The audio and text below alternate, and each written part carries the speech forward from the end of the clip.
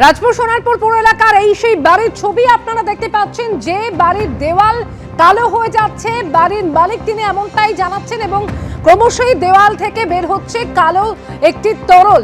পুরো প্রতিনিধিরা ইতিমধ্যে নমুনা সংগ্রহ করেছেন। সরাসরি কথা বলবো, অরিত্রিক ভট্টাচার্য এই মুহূর্তে রয়েছেন আমাদের সঙ্গে। অরিত্রিক, বাড়ির মালিক তার ঠিক কি বক্তব্য, কতদিন ধরে এই সমস্যা হচ্ছে বলে জানাচ্ছেন তিনি, এবং পুরসভার তরফ থেকে ইতিমধ্যে নমুনা সংগ্রহ করা হয়েছে, সেক্ষেত্রে কি ধরনের তরল হতে পারে এটি, সেই নিয়ে কোনো সম্ভাবনার কথা কি বলা হচ্ছে? দেখো, আমি তোমাকে প্রথমেই জায়গাটি একটু দেখিয়ে নিই। ফরতাবাদের সরকার বাড়ি, এই যে অংশটা, সেই অংশটা নিয়েই কিন্তু এই সম্ভাবনা, জল্পনা, উদ্বেগ সবটাই তৈরি হয়েছে। বাড়ির যারা বাসিন্দা তারা বলছেন 2 বছর ধরে তারা এটা নোটিস করেছেন, তার আগে হলে সেটা তাদের পর্যবেক্ষণের বাইরে ছিল। এই ধরনের কালো তরল ক্রমশ এই জায়গাটাকে নিঃসৃত হচ্ছে এবং এর উৎস সেটাও বোঝা এখনো পর্যন্ত সম্ভব হয়নি। একদিকে যেমন রাজপুর সোনারপুর পুরসভার তরফ থেকে ভিডিওগ্রাফি করা হয়েছে, নমুনা সংগ্রহ করা হয়েছে। আগামী মঙ্গলবার যাদবপুর ইউনিভার্সিটি একটি প্রতিনিধি দল এখানে আসবেন, নমুনা সংগ্রহ করবেন। প্রয়োজনে বোরিং করে দেখা হবে যে মাটির নিচ থেকে কিছু হচ্ছে কিনা।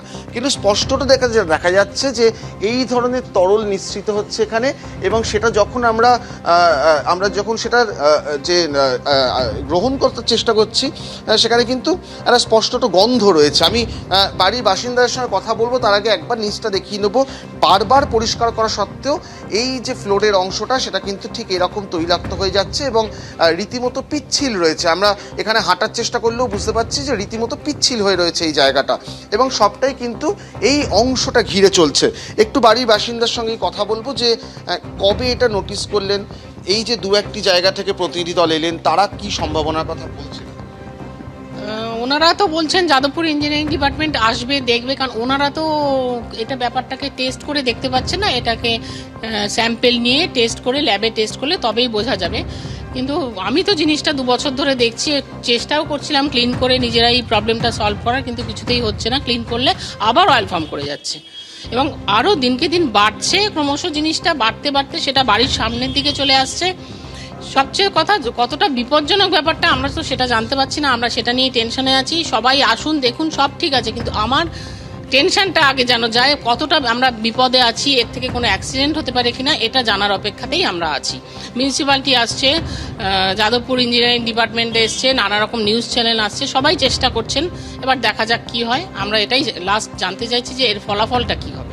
এই পুরো যে তেলের মতন যে ফর্মেশনটা হচ্ছে, যেটা আপনার সঙ্গে কথা হচ্ছিল, যেটা একেবারে একটা রান্নাঘরের কালিঝুলির মতন করে ব্যাপারটা তৈরি হচ্ছে, কিন্তু আপনি বলছেন আপনার এই দোতলা বাড়ির এই অংশে কোনো রান্নাঘর নেই। না, এই অংশে কোনো রান্নাঘর নেই। রান্নাঘর একদম বাদিকে লেফটের পিছন দিকে একটা আছে, আরগুলো সব রাইট সাইডে আছে। এদিকে কোনো রান্নাঘর নেই এবং কাছে ধারেও নেই। মানে কোনোভাবে রান্না, কেন কোনো হোটেলের রান্নাও যদি এভরিডে হয়, এইভাবে তেল ফর্ম করতে পারে না। এটা একটা অস্বাভাবিক ব্যাপার, সবাই দেখে খুব অবাক হচ্ছে। স্বাভাবিক, এবং এই বিষয়টাই কিন্তু এখন পাড়ার লোকজনও প্রায় ভিড় করেছেন। তারাও বুঝতে পারছেন না যে ঠিক কী ঘটনা ঘটছে। আপাতত মঙ্গলবার যাদবপুরের যে বিশেষজ্ঞরা আসবেন, তাদের অপেক্ষা রয়েছে। তারা এই যে মেটেরিয়াল বা যে কেমিক্যাল বা যাই হোক না, এই তরল, সেটা পরীক্ষা করে দেখবেন। মঙ্গলবার যাদবপুরের বিশেষজ্ঞ দল তারা আসবেন এবং প্রয়োজনে পরীক্ষা নিরীক্ষার পর কি জানানো হয় অবশ্যই নজর থাকবে সেদিকে। ধন্যবাদ অনিত্য। রাজপুর সোনারপুর পুরো এলাকার একটি বাড়ি থেকে বের হচ্ছে সন্দেহজনক তরল, আর ক্রমশই দেওয়ালে বাড়ছে কালো ছাপ। বাড়ির মালিকের থেকে অভিযোগ পেয়ে চুইয়ে পড়া তরলের নমুনা সংগ্রহ করলেন পুরো প্রতিনিধিরা।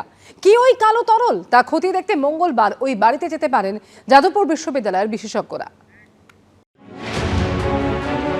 বাড়ির গা বেয়ে এভাবেই চুইয়ে পড়ছে তেলের মতো এক প্রকার তরল, যার ফলে বাড়ির দেওয়াল ভরে যাচ্ছে কালো ছোপে। এমন তাজ্জব ঘটনা ঘটছে দক্ষিণ 24 পরগনার রাজপুর সোনারপুর পুরসভার 29 নম্বর ওয়ার্ডের একটি বাড়িতে। বাড়ির মালিক রতন সরকার 45 বছরেরও বেশি সময় ধরে এই বাড়িতে বাস করেন। গৃহকর্তার অভিযোগ, যত দিন যাচ্ছে ক্রমশই বাড়ির দেওয়াল কালো হয়ে যাচ্ছে। আমার বাড়ি হয়তো 46-47 ইয়ার্সের বাড়ি। একটা কালো বার্নের মতন হচ্ছে, এটা কি থেকে হচ্ছে আমরা বুঝতে পারছি না। কালকে মিউনিসিপ্যালিটির লোক এসেছিল, তারাও দেখে গেছে। তারাও দেখে গিয়ে বলেছে, দেখে আমরা লোক পাঠাবো যাদবপুর থেকে। তেলের ড্রপ হয়ে নিচে পড়ছে। গৃহকর্তীর দাবি, 1.5 বছর আগে বাড়ি রং করার পর থেকেই এমন আজব ঘটনা ঘটছে। বাড়ির লেফট সাইডে গেছি, দেখছি পুরো কালি আর তেল হয়ে গেছে এবং পুরো তেল, কালি তেল আস্তে আস্তে নিচ থেকে ওপর দিকে উঠছে। আমি জানিয়েছি আমার এখানে নরেন্দ্রপুর থানা, মিউনিসিপ্যালিটি, যাদবপুরে কেমিক্যাল ডিপার্টমেন্ট, আইআইটিসি ডিপার্টমেন্টকে চিঠি দিয়েছি। ঘটনার কথা জানতে পেরে 29 নম্বর ওয়ার্ডের এই বাড়িতে পরিদর্শনে যায় রাজপুর সোনারপুর পুরসভার একটি প্রতিনিধি দল। চুইয়ে পড়া তরলের নমুনা সংগ্রহ করে তারা। পৌরসভার পক্ষ থেকে আমাদের ইঞ্জিনিয়াররা এখানে এসেছিলেন, তদন্ত করেছি। বিষয়টা খুবই স্পর্শকাতর এবং সেই কারণে আমরা ওই যাদবপুরের জিওলজিক্যালের ডিপার্টমেন্টে আমরা পাঠিয়েছি, বড় একটা খবরটা দিয়েছিলাম। তা ওরা বলেছেন আগামী মঙ্গলবার আসবেন সেটা দেখার জন্য। আমরা আশা করবো বিষয়টাকে আমরা সমাধান করতে পারবো। বাড়ির দেওয়ালে এই কালো তরলের রহস্য কি? এটা কি খনিজ তেল নাকি অন্য কিছু?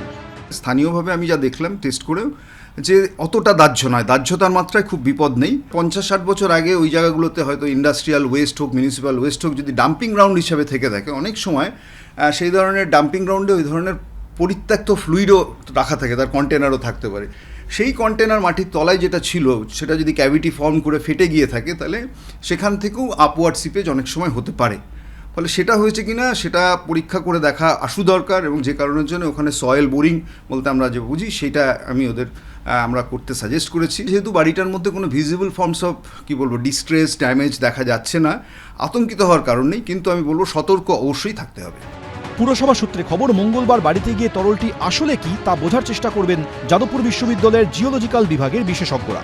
রঞ্জিত হালদার, এবিপি আনন্দ, দক্ষিণ 24 পরগনা।